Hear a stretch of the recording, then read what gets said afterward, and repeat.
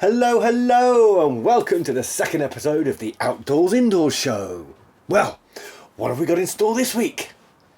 We've got our bird of the week. What's that plant? We're going to make ourselves a bug house. We've got the left and right game, of course. We've also got a couple of new features. There's Cookery Corner, Who's Coming to Dinner, and a little video I've made called Nature is Everywhere. Now, we've got quite a lot to squeeze into this episode, so let's get started.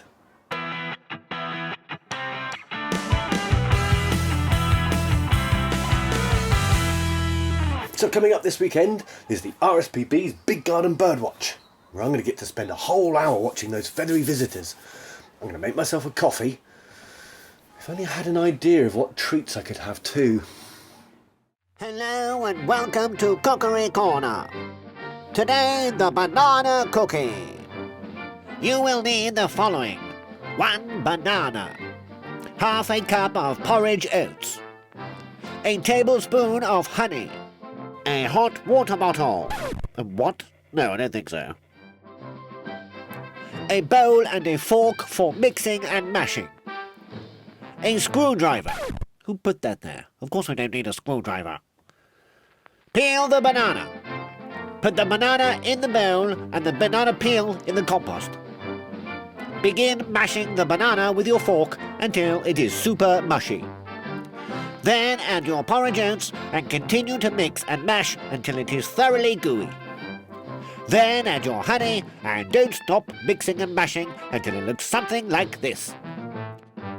If you want to try some funky cookies, you could add some chocolate chips, or raisins, or maybe some socks. Hold on, whose idea was this? Next, take a baking tray and ask a grown-up to put the oven on at about 150 degrees Celsius. Take a piece of baking paper the same size as your baking tray. Scrunch up the paper into a ball. Then unscrunch it. This makes the paper easier to work with. Take some butter and rub it all over the baking paper. Gently place your cookie into the middle of the paper and start to flatten it out with the back of your fork until it is the same shape as a pizza but as thick as a hobnob biscuit. Bake in the oven for approximately 15 minutes. Take out of the oven and turn your cookie over. Bake for another 10 minutes until golden brown. Leave on the side to cool, then cut it up and present it to your guests. And these are some Brussels sprouts. I have no idea why this photo's in here. That is the end of Cookery Corner for this week. Thank you. Over and out. Oh. Bird of the week.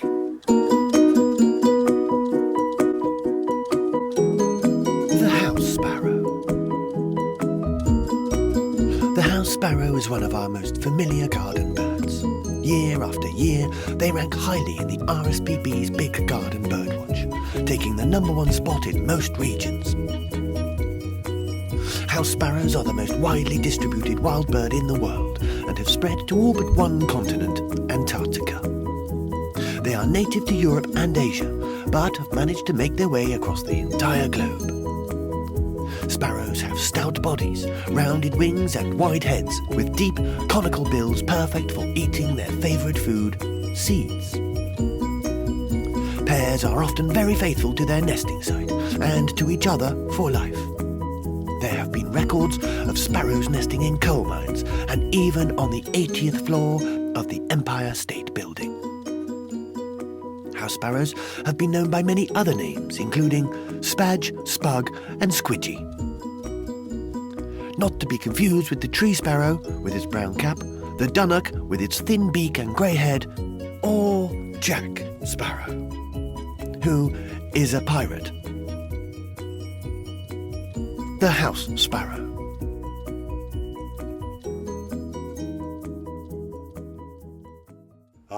Good old house sparrows. I do love house sparrows. They're very noisy though. My garden's full of them, especially the hedge. It's absolutely full of house sparrows. Anyway, in preparation for the Big Garden Birdwatch, I've been filling up my bird feeder. And I took a little video this morning. Here's a little film called Who's Coming to Dinner? So here we go. We're off. And first of all, there's a house sparrow. There's a house sparrow there on the way. And another house sparrow. Yeah, there's two house sparrows, and we're on two sparrows. Oh, there's a colted. Another house sparrow, female house sparrow there. There we go. Now I wonder who we're going to have next. Who's that leg on the left-hand side? I can see a leg. I can see a leg. Oh, it's a starling. Starling, there we go. Starling either way. Okay, and now we've got a starling, a colted, and a house sparrow. That's all three. Oh, and another colted to come back. Oh, and another house sparrow, and another house sparrow. There's three house sparrows. I make there three house sparrows. Four house sparrows, one colted and one starling. That's three, 1, 2, 3, 4, 5. Five house sparrows, one starling. And house sparrow definitely in the lead. And there's a sparrow. Oh, the sparrow's on the floor now, picking up the scraps left by the starling, the messy eater. Starling really is a very beautiful bird. Very beautiful. Look at the markings there on the back. Just the one starling, and oh my goodness me, it's a female blackcap, a very rare bird, beautiful, beautiful bird there, normally with his partner. Oh, and she's gone.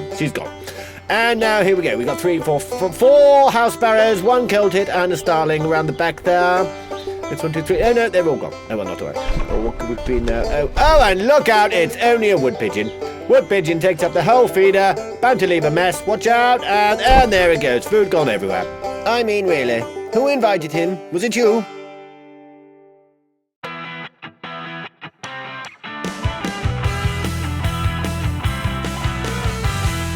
So, this week's make is to make a bug house in a bottle. It's connected to the Big Garden Birdwatch. You see, there's lots of ways that you can make your garden a nice place for birds to visit. You can put up bird feeders full of seeds and fruit. Or you could also make a bug house in a bottle, and then that will bring mini beasts into your garden, and the birds will soon follow.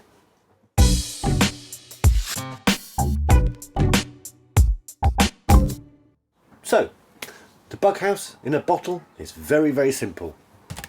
You need one empty bottle, a pair of sharp scissors, you might need a grown-up for this one, and some sticks. That's all you need, really.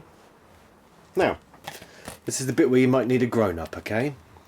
You're going to cut the top off the bottle, just like this. Just go around with my scissors. And remember, these are very sharp scissors, so be very, very careful. Or, like I say, do it with the grown-ups, probably for the best. Okay, and once I've cut my top off, put the scissors down. That bit can go in the recycling because it's just a piece of plastic. That's my bug hotel. Okay? Now, while I'm here, I'm just going to put a little hole in the end as well so that I can put a piece of string through it if I want to hang it up in a tree. So I'm just going to take my scissors, and again, using an adult I think is probably for the best. So stick the scissors in, and I'm going to make a hole just like this. So, once I've got the hole in my bottle, I can take a piece of string and thread it through the hole. Just like this. Now, the tricky bit is trying to get the string through the other side without getting your hand stuck in the bottle. Whoa! There we go. So, now I've got my string. Cut it off at the right length, or roughly the right length. Put my scissors down over there. And then I've got something now that I can hang my bottle from the nearest tree on, can't I, you see? Tie a little knot in the top, like so. It's all ready to go from the nearest branch.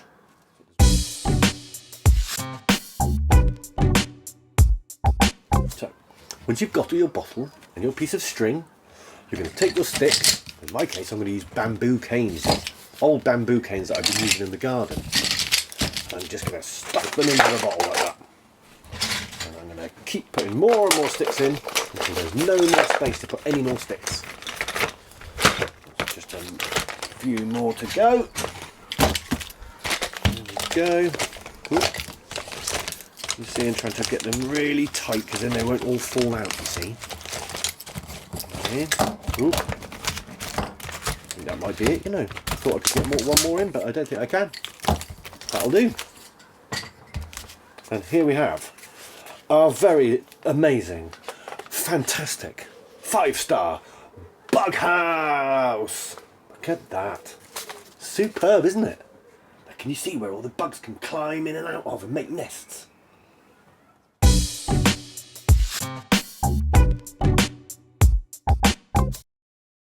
There is one thing that you have to be a bit careful about. Because we're using a plastic bottle, you've got to be very careful about where you put this now. We don't want to just leave it around the place, because it's kind of like littering then, isn't it? So let me show you something. I made 2 of these last year. Look. This is what they look like now. Now you can see that they've been used a lot by all sorts of different mini beasts over the year. But now it's got to the point where it's looking a bit tired and a little bit dirty. So what I'm going to do with my 2 old ones is I'm going to take out these sticks, give it a good clean, and put some new sticks in there. And then lo and behold, I've got 3 bug houses for this year.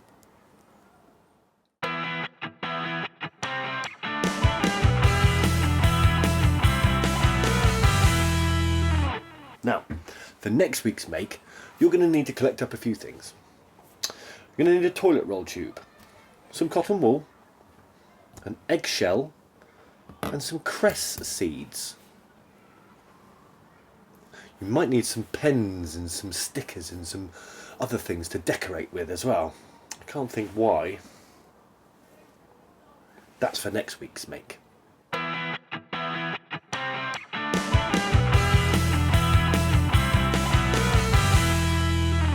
Next is a video called Nature is Everywhere. It's just to show you that even though I didn't walk more than about 10 paces from my front door, there is nature growing in all sorts of strange places.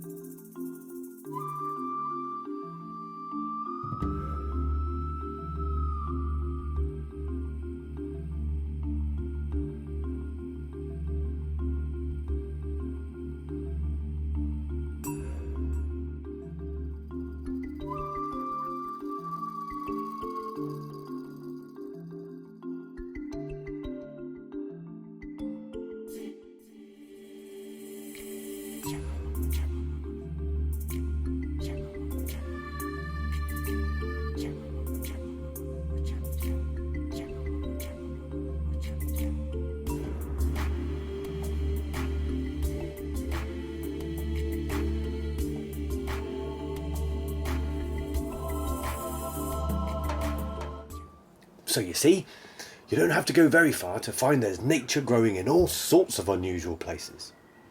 Next, our regular feature, What's That Plant?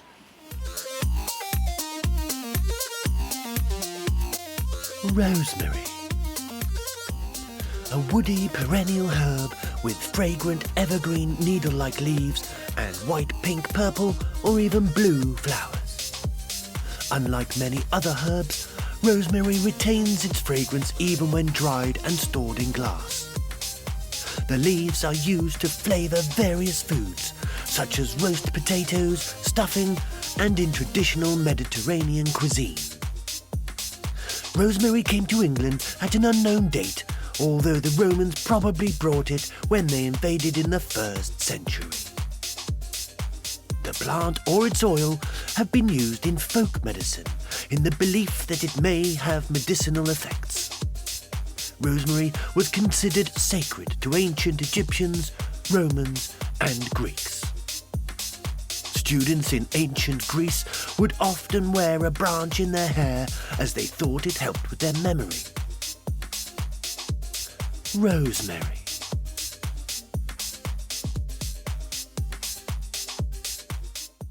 Well, we're coming close to the end of the 2nd episode of the Outdoors Indoors show. There's just one more game to play. That's the left or right game. Now, next is a teacher who never gets bored of saying, "Have you tried turning it off and back on again?" It's Mr. Mitchell!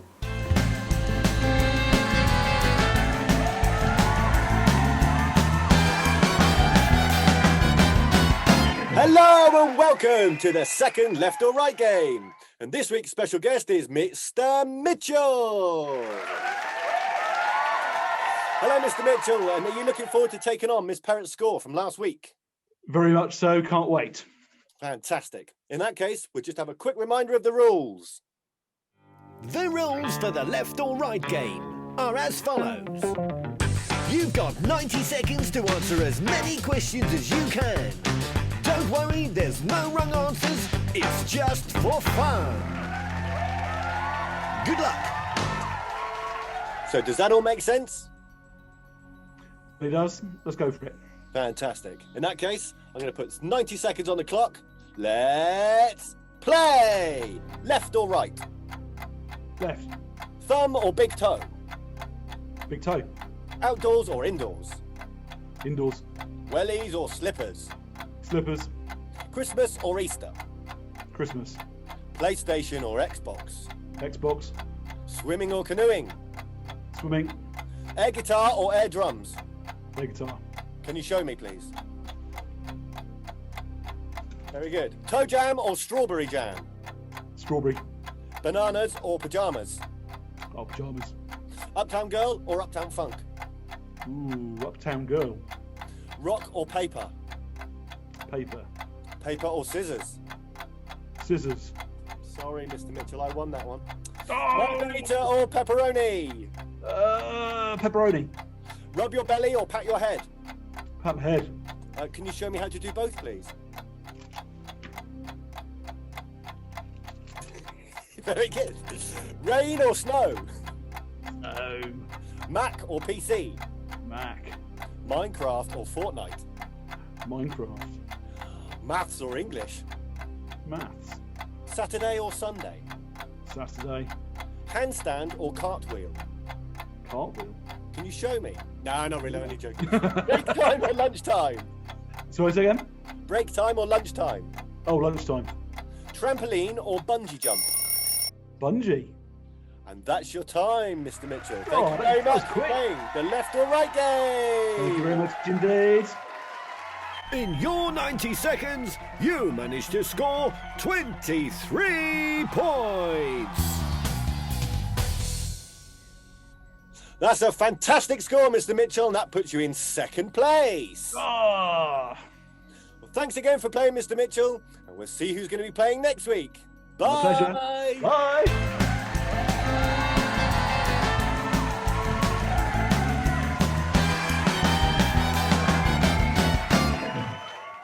Fantastic.